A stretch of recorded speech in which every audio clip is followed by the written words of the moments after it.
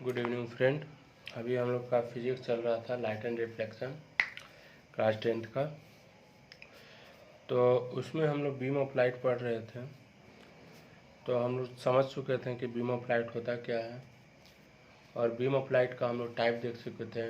एक parallel beam of light होता है, एक कन्वर्जेंट बीम ऑफ लाइट होता है, और एक मेरा डाइवर्जेंट बीम ऑफ लाइट होता है। तो हम लोग पैरेलल बीम ऑफ लाइट को भी हम लोग समझ चुके थे। अब हम लोग आज कन्वर्जेंट बीम ऑफ लाइट और डाइवर्जेंट बीम ऑफ लाइट के बारे में जानेंगे। इसमें आपको क्लास 10 का पूरा फिजिक्स, केमिस्ट्री और बायोलॉजी पूरा इसमें पढ़ाया जाएगा, और साथ साथ आपको 9th का फिजिक्स, केमिस्ट्री, बायोलॉजी, 8 का फिजिक्स, केमिस्ट्री, बायोलॉजी, 6 का फिजिक्स, केमिस्ट्री, बायोलॉजी और 7 का भी फिजिक्स, केमिस्ट्री, बायोलॉजी। यानी आपको क्लास 6 से लेके क्लास 10 तक आपको पूरा डिटेल साइंस पढ़ाया जाएगा। और एक और प्लेलिस्ट बनाएंगे जिसमें आपको मैथ का पूरा डिटेल रहेगा, क्लास 6 से लेकर क्लास 10 तक। उसके बाद 11-12 करेंगे, साइंस भी 11-12 करेंगे, और आपका क्या बोलते हैं, मैथ भी 11-12 करेंगे। उसके अलावा क्लास 6 का से लेकर क्लास 10 तक सोशल साइंस भी पढ़ाया जाएगा, और बाकी सब सब्जेक्ट, सारा सब्जेक्ट इसमें डिटेल से बताया जाएगा, और इंग्लिश भी डिटेल से बताया जाएगा। और साथ साथ इंजीनियरिंग सब्जेक्ट तो चलेगा ही, उसमें भी पूरा डिटेल से बताया जाएगा। तो आज हम लोग अब बीम ऑफ लाइट शुरू करते हैं, यानी प्रकाश पुंज। तो हम लोग समझ चुके थे बीम ऑफ लाइट होता क्या है। ए ब्रीफ इंफॉर्मेशन फिर दे देते हैं। तो group of ray is known as beam of light. तो जो आपका किरणों के जो समूह होता है उसको क्या कह देते हैं, बीम ऑफ लाइट कह देते हैं। तो देखेंगे, ये हम लोग का हो गया था पिछले लेक्चर में। अब हम लोग यहाँ से शुरू करेंगे कन्वर्जेंट बीम ऑफ लाइट, यानी मेरा जो दूसरा टाइप था। चलिए,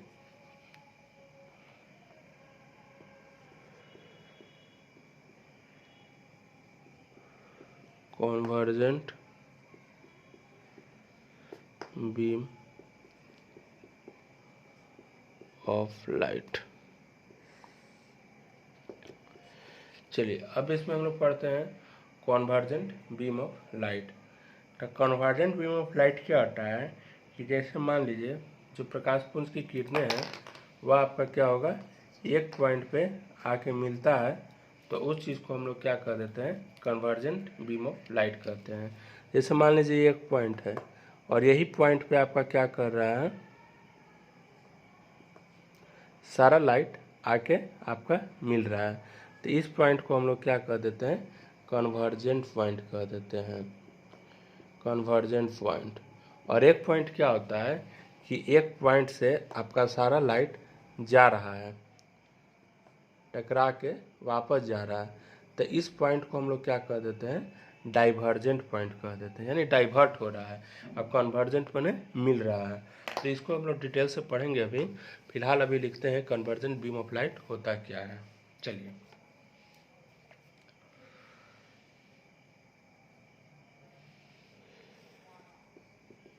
ऑल रे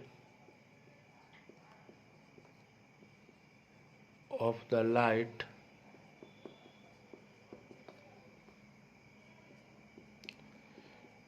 meet at a point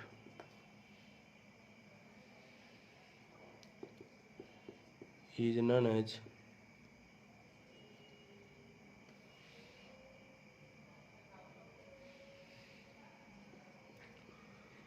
convergent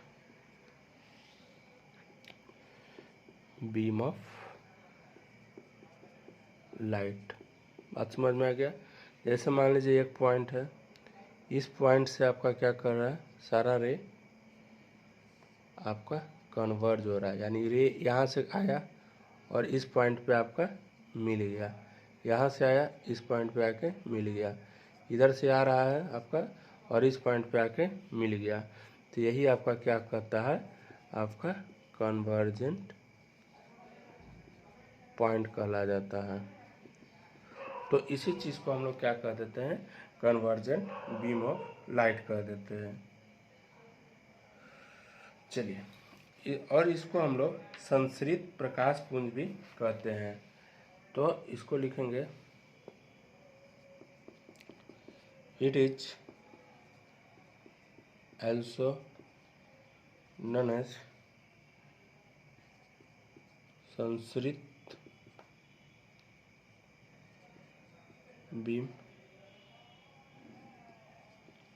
light. तो इसको हम लोग संश्रित प्रकाश पुंज भी कहते हैं। अब हम लोग का तीसरा आएगा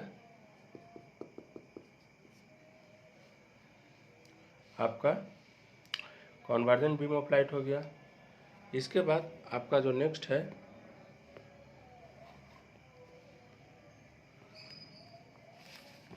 वह हो जाएगा आपका डाइवर्जेंट बीम ऑफ लाइट। तो हम लोग जानते हैं डाइवर्जेंट मतलब क्या होता है, डाइवर्ट होना।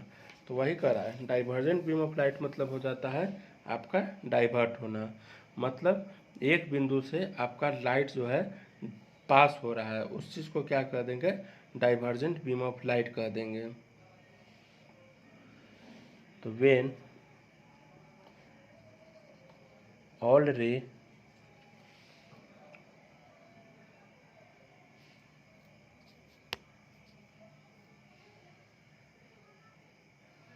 when all ray of light divert from a point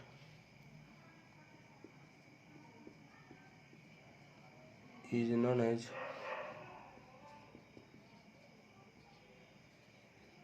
divergent beam of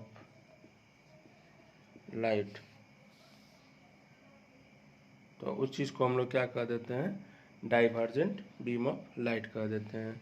जैसे मान लीजिए एक लाइट है, एक किरणें है आपका, तो यही पॉइंट से आपका सारा किरण फैल रहा है, तो इस चीज़ को हम लोग क्या कह देंगे, आपको डाइवर्जेंट। तो ये जो मेरा पॉइंट हो गया वह आपका हो गया डाइवर्जेंट पॉइंट। बात समझ में आ गया। तो हम लोग समझ गए कन्वर्जेंट बीम ऑफ लाइट, और साथ साथ हम लोग समझ गए डाइवर्जेंट बीम ऑफ लाइट। इसमें आपका लाइट मिल रहा है यहाँ पे, और इसमें आपका लाइट क्या कर रहा है, फैल रहा है। इसको हम लोग अपसरित प्रकाश पुंज भी कहते हैं। तो लिखेंगे, it is also known as, ये सब हिंदी वर्ड है, संश्रित, अपसरित, ये सब हिंदी वर्ड है। अपसरित बीम ऑफ लाइट।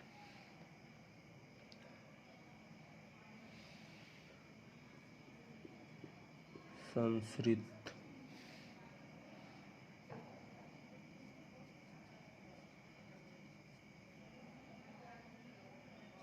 अपसरित।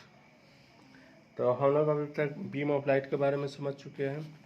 चलिए, अब जो है मेरा नेक्स्ट टॉपिक वह है आपका सेल्फ लुमिनस के बारे में। सेल्फ लुमिनस के बारे में अब हम लोग समझने का कोशिश करते हैं। चलिए, बीम ऑफ लाइट पूरा क्लियर हो गया, क्या होता है, उसका टाइप क्या होता है, वो चीज़ समझ चुके थे। पिछला वीडियो में हम लोग लाइट के बारे में समझ चुके थे, डिफ्रेक्शन के बारे में समझ चुके थे, डिफ्रेक्शन, फिर आपका बीम रे के बारे में समझ चुके थे। अब हम लोग समझते हैं सेल्फ लुमिनस। चलिए, सेल्फ लुमिनस, सेल्फ लुमिनस को हम लोग हिंदी में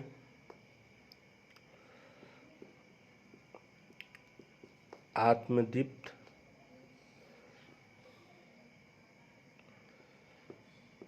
पदार्थ कहते हैं। बात समझ में आ गया? चलिए, तो देखिए सेल्फ लुमिनस क्या होता है। सेल्फ मतलब क्या होता है? अपना। और लुमिनस माने क्या होता है? प्रकाश, यानी आत्मदीप्त। यानी आत्मदीप्त, आत्म माने अपना और दीप्त माने प्रकाश। तो वैसा पदार्थ जिसका अपना प्रकाश होता है उस चीज़ को हम लोग क्या कह देते हैं? आत्मदीप्त पदार्थ कह देते हैं, यानी सेल्फ लुमिनस कह देते हैं। तो लिखेंगे the substance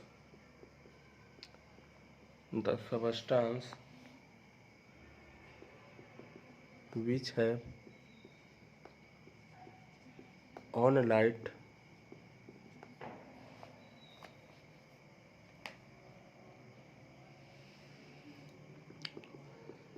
is known as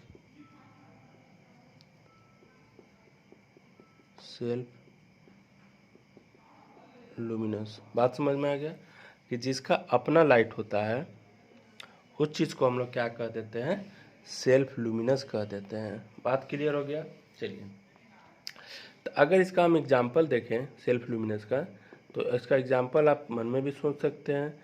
जैसे आपका सन हो गया, तो सन का अपना लाइट होता है, वो किसी से लाइट लेता नहीं है। जैसे आपका ट्यूबलाइट भी कर सकते हैं, ट्यूबलाइट का अपना लाइट होता है। जैसे आप स्टार कह सकते हैं, तो ये सब का अपना लाइट होता है। लेकिन यहाँ पे हम लोग मून नहीं कहेंगे। क्यों? क्योंकि मून जो होता है आपका सन के थ्रू लाइट लेता है। तो हम लोग अभी सेल्फ लुमिनस के बारे में समझ गए कि सेल्फ लुमिनस होता क्या है। अब सेल्फ लुमिनस के बाद अब हम लोग समझेंगे नॉन लुमिनस क्या होता है। जो मेरा नेक्स्ट टॉपिक है वह मेरा क्या है? Non luminous. अगर नॉन लुमिनस का हम लोग एग्जाम्पल देखें, इसका हिंदी देखें, तो इसका हिंदी हो जाता है आपका अदीप्त पदार्थ। अदीप्त पदार्थ। तो देखिए नॉन लुमिनस, नॉन माने नहीं और लुमिनस माने प्रकाश, यानी जिसका अपना प्रकाश नहीं होगा उसको हम लोग क्या कर देंगे? अदीप्त पदार्थ कर देंगे, यानी नॉन लुमिनस कर देंगे। तो लिखेंगे कि the substance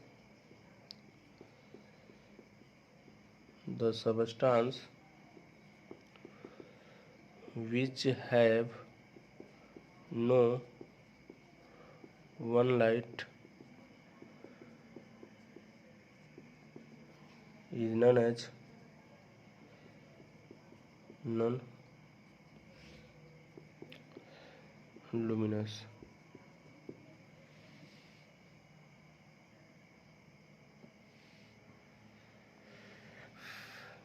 In that substance when light is enters on it, then it reflect to the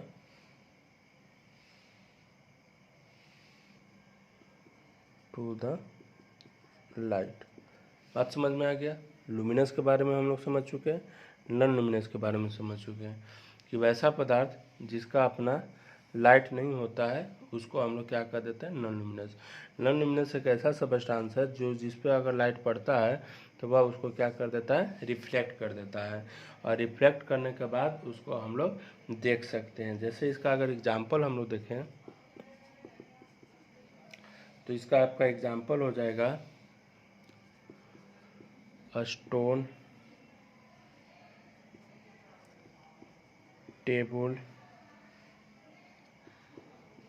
chair और मून। ये आपका इसका एग्जाम्पल हो जाएगा। अब मून आपका एग्जाम्पल क्यों होगा? क्योंकि जो मून होता है वह अपना लाइट स्वयं नहीं होता, उसमें वह लाइट कहाँ से लेगा? सूर्य से लेता है। और सूर्य से लाइट लेने के बाद वह क्या करता है? हम लोग को लाइट देता है। इसलिए जो मून होता है उसका अपना लाइट नहीं होता है। चलिए, ये हम लोग का टॉपिक कंप्लीट हो गया। देखिए, अभी हम लोग लाइट के बारे में समझ चुके हैं, रे के बारे में समझ चुके हैं, बीम ऑफ लाइट के बारे में समझ चुके हैं, सेल्फ लुमिनस के बारे में समझ चुके हैं, नॉन लुमिनस के बारे में समझ चुके हैं। अगला जो मेरा टॉपिक होगा वह होगा ऑप्टिकल मीडियम। चलिए अब ऑप्टिकल मीडियम समझते हैं क्या होता है।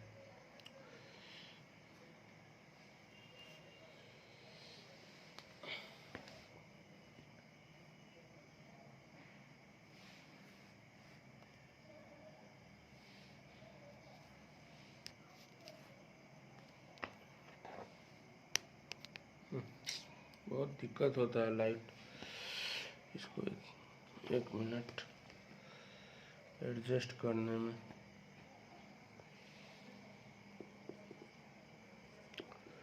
चलिए ऑप्टिकल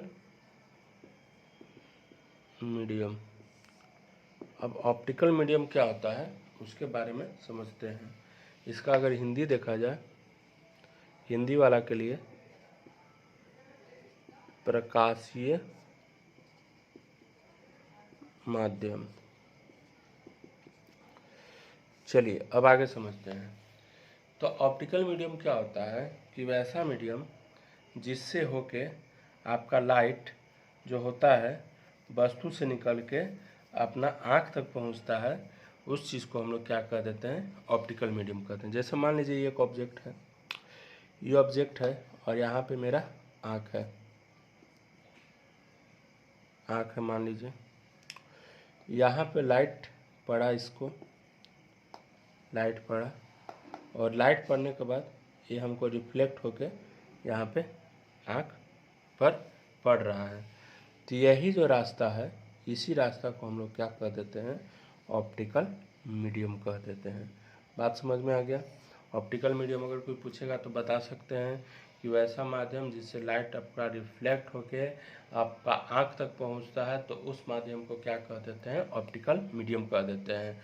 आपका आँख से ऑब्जेक्ट के पर रिफ्लेक्ट करके आपका आँख तक पहुंचता है, तो उस को हम लोग क्या कह देते हैं, ऑप्टिकल मीडियम कह देते हैं। चलिए अब इसको डिटेल से समझने का कोशिश करते हैं।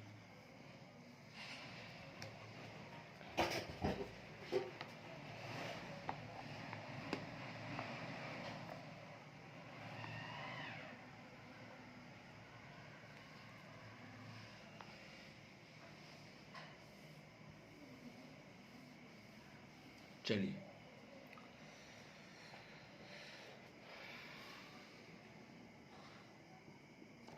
that area by which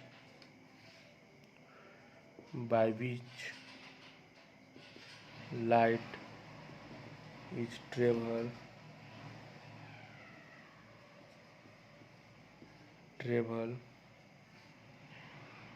from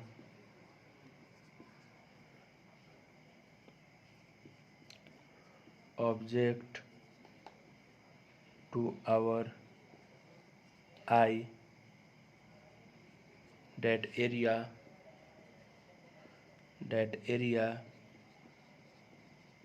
is known as the optical medium. बात समझ में आ गया। तो ऐसा एरिया जिससे लाइट जो है वस्तु से निकल के हम लोग के आँख तक पहुंचता है, उस माध्यम को क्या कह देते हैं, ऑप्टिकल मीडियम कह देते हैं। बात समझ में आ गया। अगर इसका एग्जाम्पल देखें,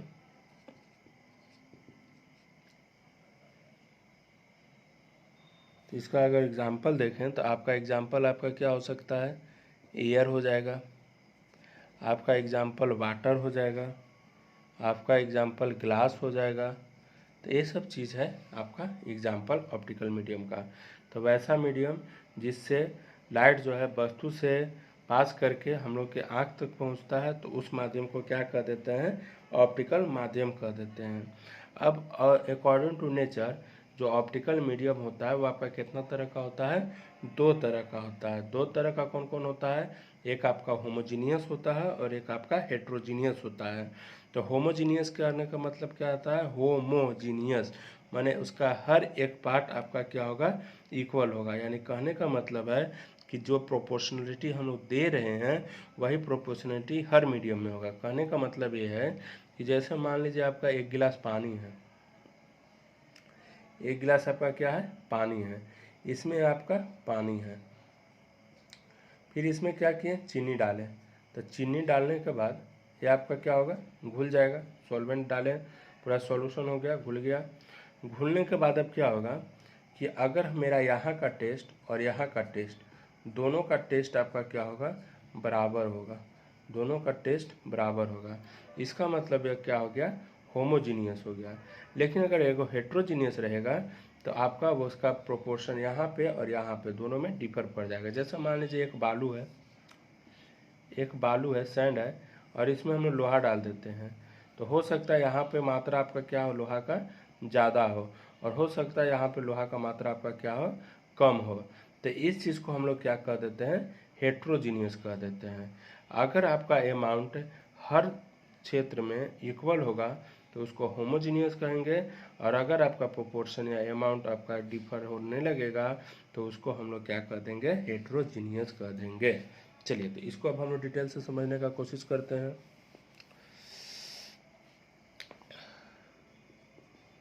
चलिए, तो according to nature,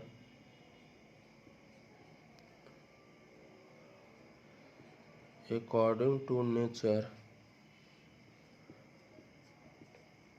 optical medium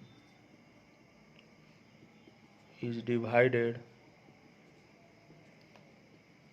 into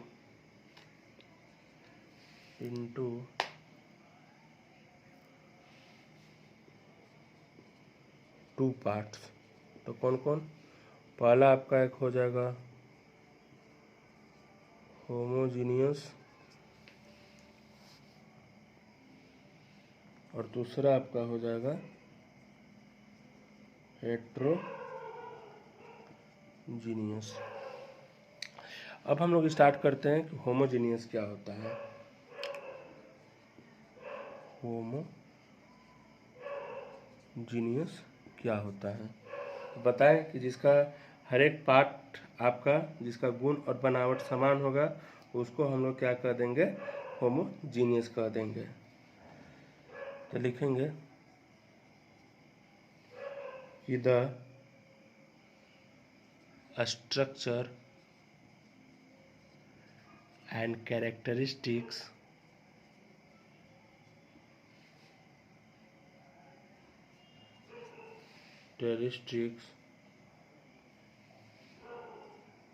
of material have same in all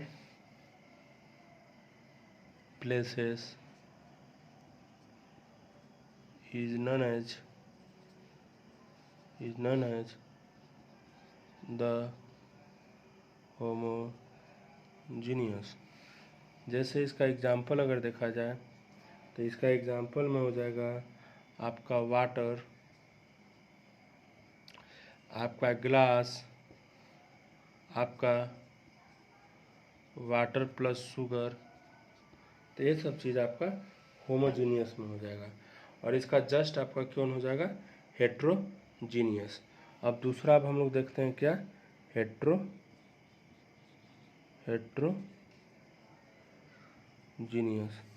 और हेट्रोजीनियस क्या होता है कि जो जिसका आपका स्ट्रक्चर और कैरेक्टरिस्टिक जो मटेरियल का है वह सेम नहीं होगा हर डायरेक्शन में, उस चीज़ को हम लोग क्या कर देते हैं, हेट्रोजीनियस कर देते हैं। तो लिखेंगे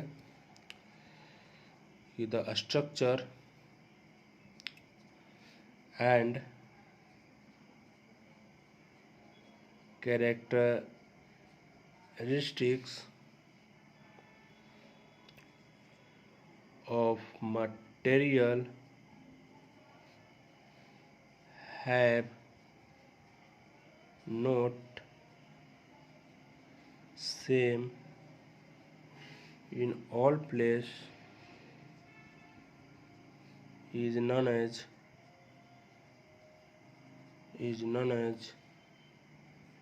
the heterogeneous। बात समझ में आ गया। तो हेट्रोजीनियस का भी मतलब हम लोग समझ लिए। अगर इसका एग्जाम्पल देखा जाए, इसका एग्जाम्पल क्या होगा, तो इसका एग्जाम्पल आपका हो जाएगा जैसे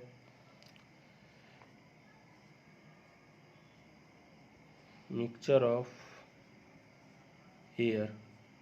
तो एयर में आपका हर तरह का है, नाइट्रोजन है, ऑक्सीजन है, तो कहीं ज़्यादा है कहीं कम है, तो ये चीज़ आपका क्या हो गया, हेट्रोजीनियस हो गया।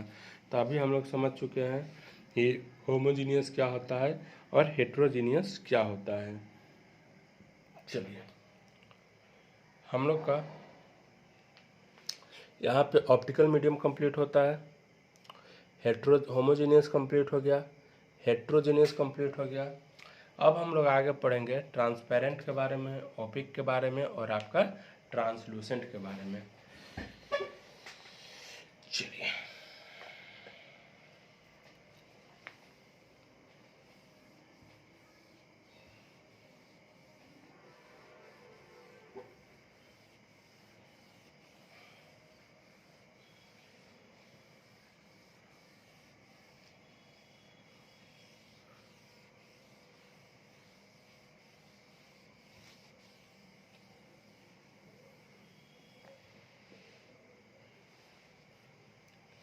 चलिए, अब ट्रांसपेरेंट क्या होता है उसके बारे में अब हम लोग समझने का कोशिश करते हैं। ट्रांसपेरेंट का आपका क्या होता है, पारदर्शी पदार्थ। पारदर्शी पदार्थ, पारदर्शी पदार्थ का मतलब क्या होता है, आर पार दिखना, माने इधर से उधर आपका साफ साफ दिख सके।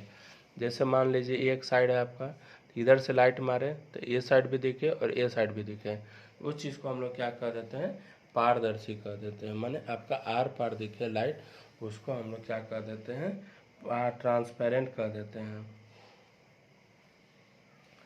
तो लिखेंगे कि the substance by which light fully passes from one side to another side is known as the transparent. उसको हम लोग क्या कह देते हैं, ट्रांसपेरेंट कह देते हैं। अब इसका एग्जाम्पल देखने का कोशिश करते हैं। तो ट्रांसपेरेंट का एग्जाम्पल जैसे आपका क्या हो जाएगा,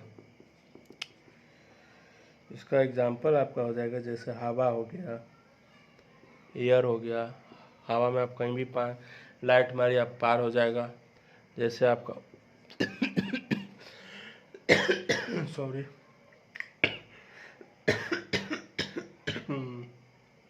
वाटर हो गया, जैसे आपका ग्लास हो गया, तो ये सब आपका क्या होता है, ट्रांसपेरेंट हो जाता है, यानी पारदर्शी पदार्थ हो जाता है। अब हम लोग का अगला है ओपेक।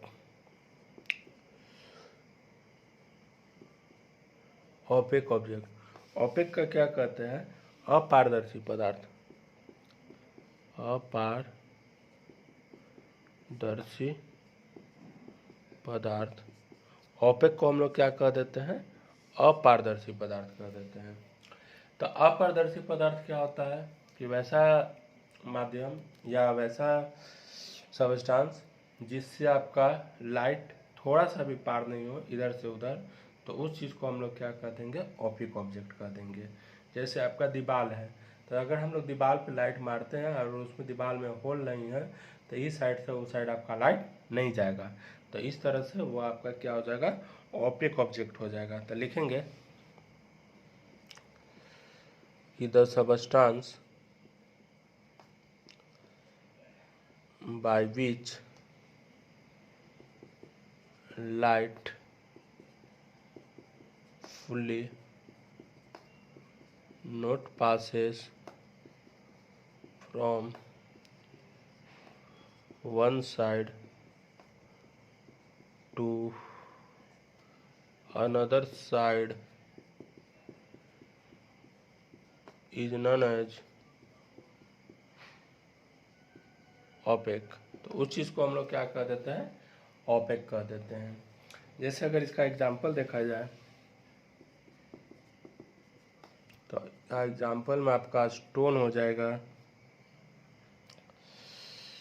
ब्रिक्स हो जाएगा, ब्रिक्स वाल हो जाएगा, ये सब आपका इसका एग्जाम्पल हो जाएगा। तो हम लोग ओपेक के बारे में भी समझ चुके हैं। और एक और ऑब्जेक्ट होता है, वो आपका ट्रांसलूसेंट होता है। तो ट्रांसलूसेंट क्या होता है उसके बारे में भी अब हम लोग डिटेल से पढ़ते हैं। चलिए अब देखते हैं ट्रांसलूसेंट।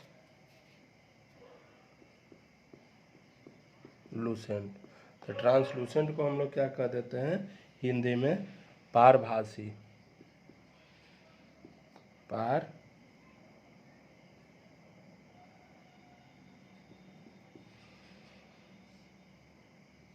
पारभासी पदार्थ। चलिए अब देखते हैं हम लोग तो ट्रांसलूसेंट।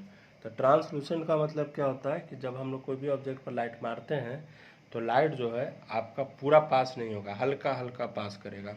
उस ऑब्जेक्ट को क्या कह देते हैं, ट्रांसलूसेंट। जैसे मान लीजिए हम बाल में तेल लगाए हुए हैं और एक कागज़ लिए और उसको हम लोग क्या कर दिए, घस दिए।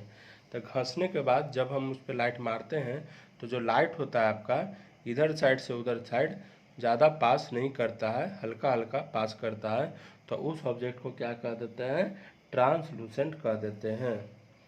तो लिखेंगे कि the substance by which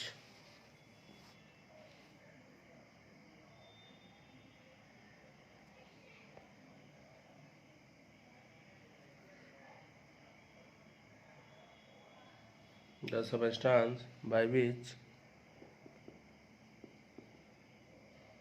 light is passes from one side to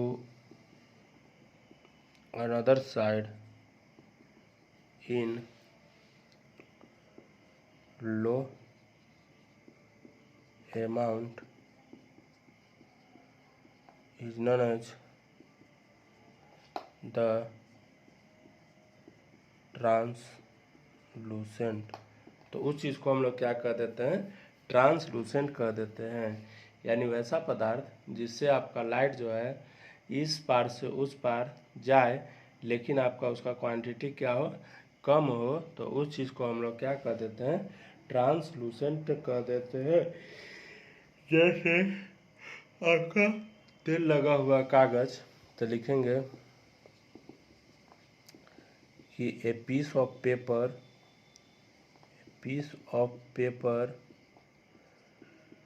which is have a while.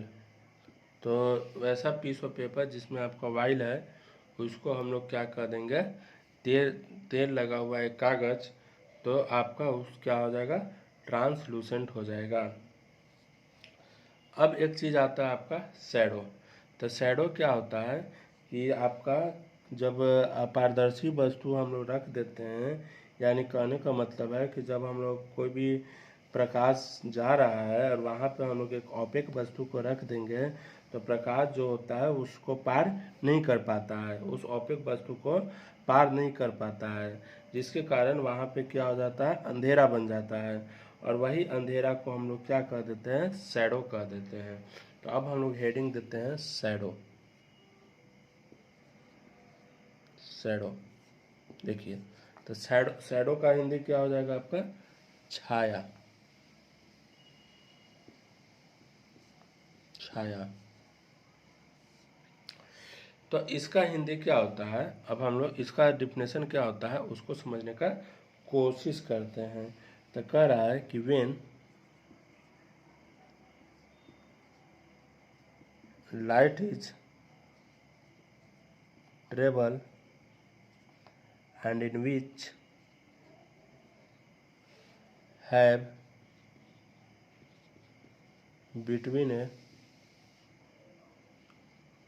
opaque object, then light do not cross to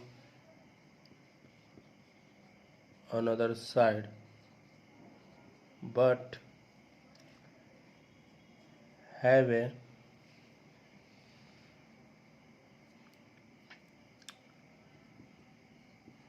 lightless area.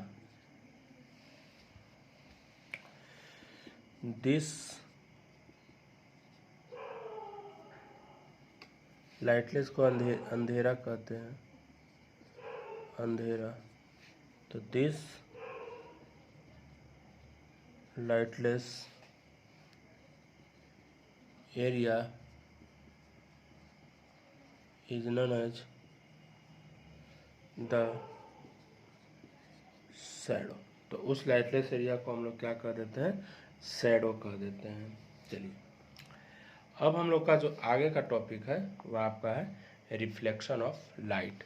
तो देखिए हम लोग ट्रांसपेरेंट के बारे में समझ गए, ऑपिक के बारे में समझ गए, ट्रांसलूसेंट के बारे में समझ गए, शैडो के बारे में समझ गए। अब हम लोग रिफ्लेक्शन ऑफ लाइट के बारे में समझने का कोशिश करते हैं। तो चलिए अब हम लोग हेडिंग देते हैं क्या, रिफ्लेक्शन ऑफ लाइट।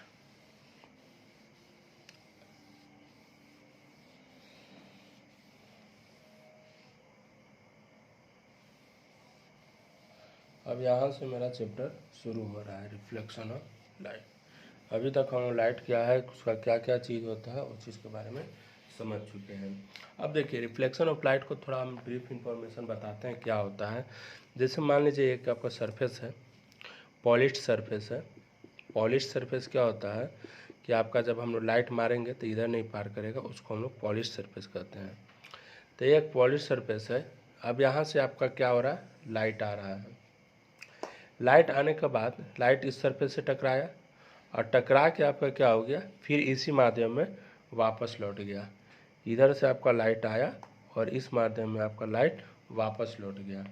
तो इस घटना को हम लोग क्या कह देते हैं, रिफ्लेक्शन ऑफ लाइट कह देते हैं। तो कहने का मतलब है कि जब हम लोग लाइट कोई भी सरफेस पे मारते हैं और मारने के बाद वही सरफेस पे पुनः वापस लौट जाता है, यानी रिफ्लेक्ट कर जाता है, तो इस घटना को हम लोग क्या कह देते हैं, रिफ्लेक्शन ऑफ लाइट कह देते हैं। और इसमें क्या होता है, आपका एक नॉर्मल पारा जाता है। इसको भी हम लोग पूरा डिटेल से पढ़ेंगे। यहाँ पे क्या होता है, एंगल ऑफ इंसिडेंस हो जाता है। ये आपका क्या होता है, एंगल ऑफ रिफ्लेक्शन हो जाता है।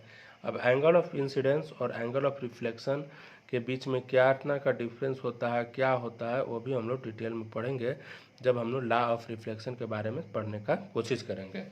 तो अभी फ़िलहाल हम लोग यही समझते हैं कि रिफ्लेक्शन होता क्या है। अभी हम लोग यही समझें कि रिफ्लेक्शन क्या होता है।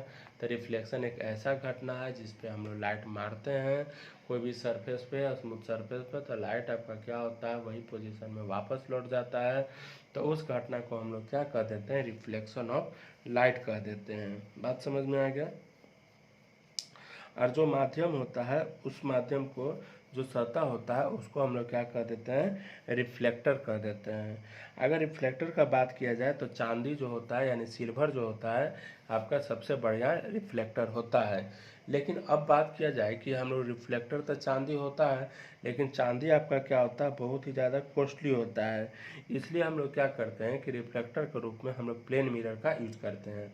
अब प्लेन मिरर का सारा डिफिनेशन जानेंगे, उसका प्रॉपर्टी जानेंगे, उसका कैरेक्टरिस्टिक जानेंगे, उसमें कैसे कैसे इमेज बनेगा, वो भी सारा चीज़ हम लोग इसमें जानेंगे।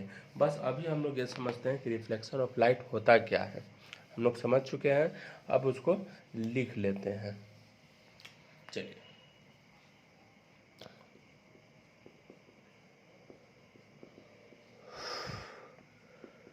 Reflection of light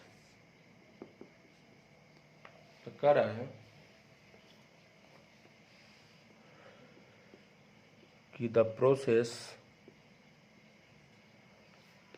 of reflection of light का आपका हिंदी हो जाएगा प्रकाश का परावर्तन। चलिए, तो इसमें कह रहा है कि the process of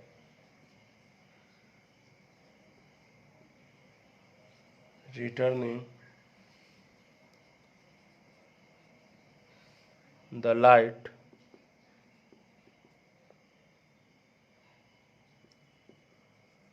to the same medium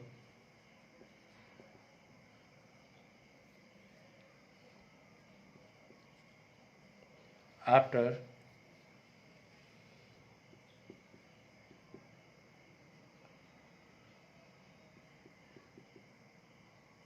striking a surface is called reflection of light. A surface which reflects the light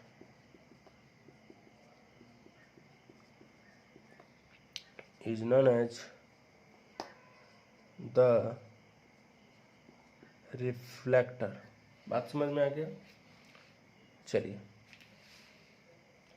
तो वैसा प्रोसेस जिसमें आपका लाइट क्या हो रहा है, रिटर्न हो रहा है सेम मीडियम में after striking a surface, surface पे पड़ने के बाद, तो उस घटना को हम लोग क्या कह दे रहे हैं, रिफ्लेक्शन ऑफ लाइट कह देते हैं। तो जो आपका सरफेस रिफ्लेक्ट कर रहा है उसको हम लोग क्या कह देते हैं, रिफ्लेक्टर कह देते हैं। अब नोट में करेंगे, नोट लिखेंगे, नोट इसमें क्या होगा कि silver is the best reflector of reflector surface, but it is costly, so use plain mirror to the